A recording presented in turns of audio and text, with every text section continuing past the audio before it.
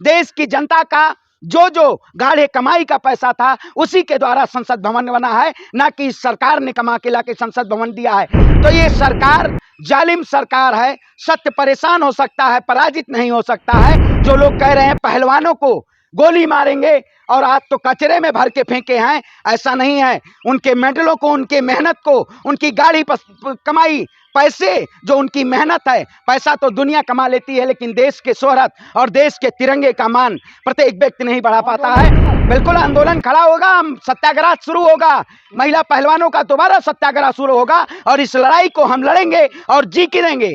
ना रुके हैं, ना झुके हैं, ना दबेंगे, ना मिटेंगे। हम पहलवानों के साथ न्याय की आवाज उठाते रहेंगे और न्याय की लड़ाई लड़ेंगे। देखिए, अब वही कहते हैं इजराइल हो गया है, अफगानिस्तान हो गया है, ये आप तय कर लीजिए। जिस तरीके से इस सरकार के शासनकाल में तानाशाही चल रही है, एक तरफ पूरी गोदी मीडिया मोदी जी के उद्घाटन का ढिंढोरा पीट रही है और सेंगोल को पूरी तरीके से प्रदर्शित किया जा रहा है कि ये पहले छड़ी की तरह यूज की जाती थी और अब इसको राजदंड की तरह लाके स्थापित संसद भवन में किया गया है।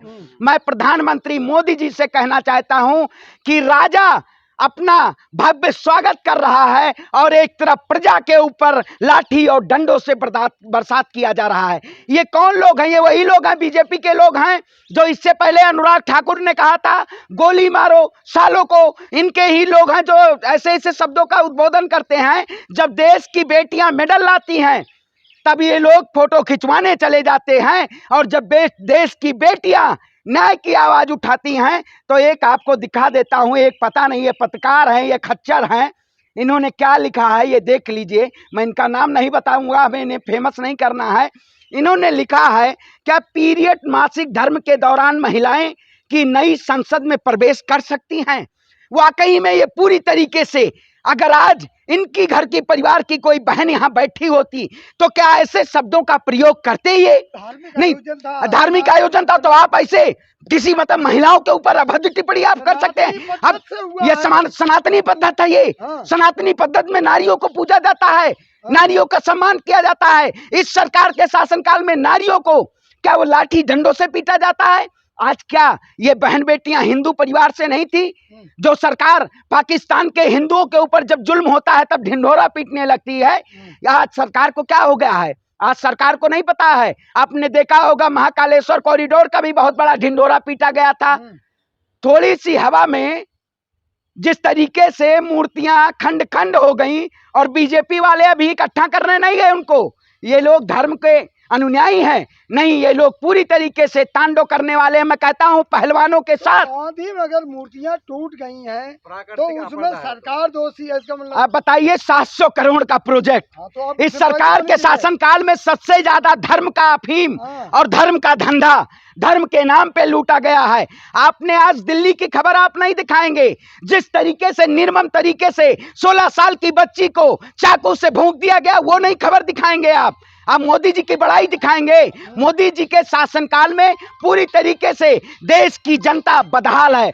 मैं पहलवानों के साथ खड़ा हूं, और जिस सरकार के शासनकाल में टेंटों को उखाड़ा गया है, हम पहलवानों के साथ उसी जंतर मंतर पे दोबारा अपने टेंट को लेके और आंदोलन वहीं से शुरुआत करेंगे। अब सत्याग्रह महिला पहलवानों के साथ होगा, और इसी सरकार ने हिंदू बहन बेटियों को न्याय नहीं देने का काम किया है। पहलवानों को FIR हो गई है।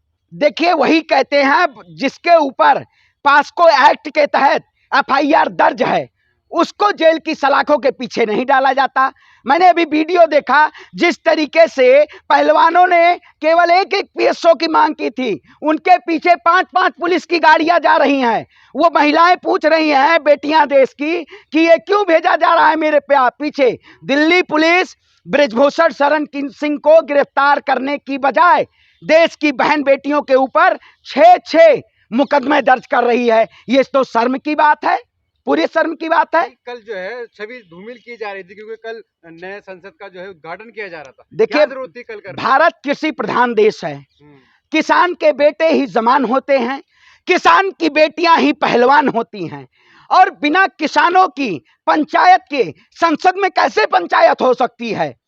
ये तो वाकई में किसानों की पंचायत होनी चाहिए थी, लेकिन एक राजा इतना क्रूर हो गया है कि पूरे दिल्ली को किलों से तब्दील कर दिया था, पूरे दिल्ली को किला बना दिया था। ऐसा लग रहा था कि किसी युद्ध योद्धा ने अपने राज और पाट को बचाने के लिए जनता को और प्रजा को जंजीरों में जकड़ दिया है। आप देखे होते जंतर मंतर के चारों तरफ जिस तरीके से बैरिकेटिंग लगी हुई थी और पैदल आवाजाही पे भी रोक थी, वाकई में कल लग रहा था कि ये कहीं न कहीं इजराइल और अफगानिस्तान है। ऐसा लग रहा था हम आजाद भारत में रह ही नहीं रहे हैं। लोगों की सुरक्षा में था सब कुछ। देखिए, सुरक्षा में मोदी जी के सुरक्षा में था, हमारे सुरक्षा में था। मोदी जी अगर सुरक्षा के वाकई में वो हैं तो बड़े बड़े गाड़ियों में पोस्टर आप देख रहे होंगे उत्तर प्रदेश में खेलो इंडिया का बहुत जबरदस्त प्रचार कर रहा है कि युवा खेल में आए, खेल में रुचि जो रखने वाले युवा खेल में आए, और खेल के बाद जब वो मेडल लेके आए तब मोदी जी तो फोटो खिंचवाने चले जाएं, लेकिन वो अपना हक मांगने आए जब, तब मोदी जी लाठी चलवाएं। वह गर्व है मोदी जी को। आपको भी गर्व होगा मोदी जी पे। मौसा जी बना लीजिए मोदी जी अपने।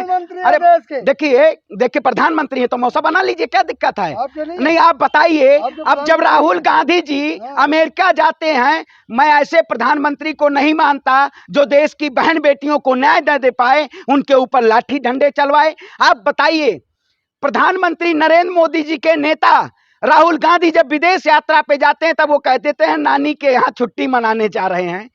तो मोदी जी जो कह रहे हैं नया संसद भवन राष्ट्र को समर्पित किया हूं, तो क्या वो नानी के घर से पैसा लेके आए थे या जनता का पैसा है? जनता के द्वारा पैसा लिया गया है ना, तब संसद भवन नया बना है। ऐसा घर क्या जिस घर में बहन बेटियां खुशहाल ना हो? ये सरकार पूरी तरीके से क्रूर हो चुकी है। इस देश में तानाशाही नहीं चलेगा, महिला पहलवानों का सत्याग्रह चलेगा और दोबारा हम जंतर मंतर पे खड़े होंगे और उनके न्याय और अधिकार के लिए हम इस लड़ाई को लड़ेंगे। आंदोलन खत्म हो गया। दम है कितना दमन में तेरे, देख लिया है देखेंगे। जगह है कितनी जेल में तेरी, देख लिया है देखेंगे। जब गर्दन बगावत कर देना, जब सरकार ही उग्र हो जाए, तब एक शेर बड़ा अच्छा लगता है, आए तलवार तुझे झुकना होगा, गर्दन ने बगावत कर दी है, गर्दन ने बगावत कर दी है। इसलिए ये लड़ाई हम लड़ेंगे और जीतेंगे। आप जिस तरीके से कल आप अगर फोटो वो तस्वीरें देख रहे होंगे तो आपकी रूहें कांप जाएंगी। जो बहनें हमारी मेडलों को अपने सीने से लगाती हैं, उसी सीने पे दिल्ली प्रशासन का बूट था और उनको लाठी और डंडों से प्रहार किया जा रहा था। प्रधानमंत्री का दिल क्यों नहीं मतलब जैसे कांपता, ये इस तरह की तस्वीरें देख? बिल्कुल नहीं कांपेगा, क्योंकि जब राजा क्रूर हो जाता है तो उसी अपनी सिवा कुछ नहीं दिखता है। जैसे आपने देखा होगा 500 मीटर दूरी पे जिस तरीके से उपराष्ट्रपति का आवास था, उपराष्ट्रपति जी को नहीं बुलाया गया, राष्ट्रपति जी को नहीं बुलाया गया। मोदी जी उद्घाटन में, समाचार में, हवन पूजन में पूरी मीडिया सिर्फ उन्हीं का तस्वीर दिखाई है। सब कुछ मोदी जी कर रहे हैं। ऐसा लग रहा है मोदी जी अपने कमाई का पैसा पूरा देश की जनता को दे रहे हैं। देश की जनता का जो गाढ़े कमाई का पैसा था उसी के द्वारा संसद भवन बना है, ना कि सरकार ने कमा के लाके संसद भवन दिया है। अगर एक घर था, उस घर को बेघर करके दूसरे घर को नया बसेरा बनाना और देश की बेटियों को न्याय न देना, ये लोकतंत्र का मंदिर नहीं कहता है। ये कहीं ना कहीं राजा अहंकारी है, और राजा जब जब झूठा और पाखंडी हो जाए तब तब राज्य का सर्वनाश हो जाता है। ये सर्वनाशी सरकार है। ऐसी सत्ता में बैठी हुई सरकार नहीं चाहिए जो देश की बेटियों को न्याय न दे पाए। क्या मोदी जी ने कोई अपने लिए किया है? देश के लिए क्या है? तो देश के लिए क्या होता तो देश का प्रथम नागरिक राष्ट्रपति है, राष्ट्रपति के द्वारा उद्घाटन कराया गया होता है।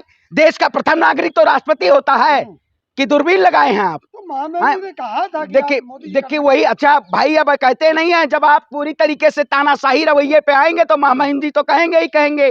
तो ये सरकार जालिम सरकार है। सत्य परेशान हो सकता है, पराजित नहीं हो सकता है, लेकिन जो लोग ऐसे शब्दों का प्रयोग कर रहे हैं उनके ऊपर FIR होनी चाहिए। जो लोग कह रहे हैं पहलवानों को गोली मारेंगे और आज तो कचरे में भर के फेंके हैं, ऐसा नहीं है। उनके मेडलों को, उनके मेहनत को, उनकी गाढ़ी कमाई पैसे जो उनकी मेहनत है, पैसा तो दुनिया कमा लेती है, लेकिन देश के शोहरत और देश के तिरंगे का मान प्रत्येक व्यक्ति नहीं बढ़ा पाता है। आंदोलन फिर खड़ा हो उन्होंने जाएगा। बिल्कुल आंदोलन खड़ा होगा, सत्याग्रह शुरू होगा, महिला पहलवानों का दोबारा सत्याग्रह शुरू होगा और इस लड़ाई को हम लड़ेंगे और जी के रहेंगे।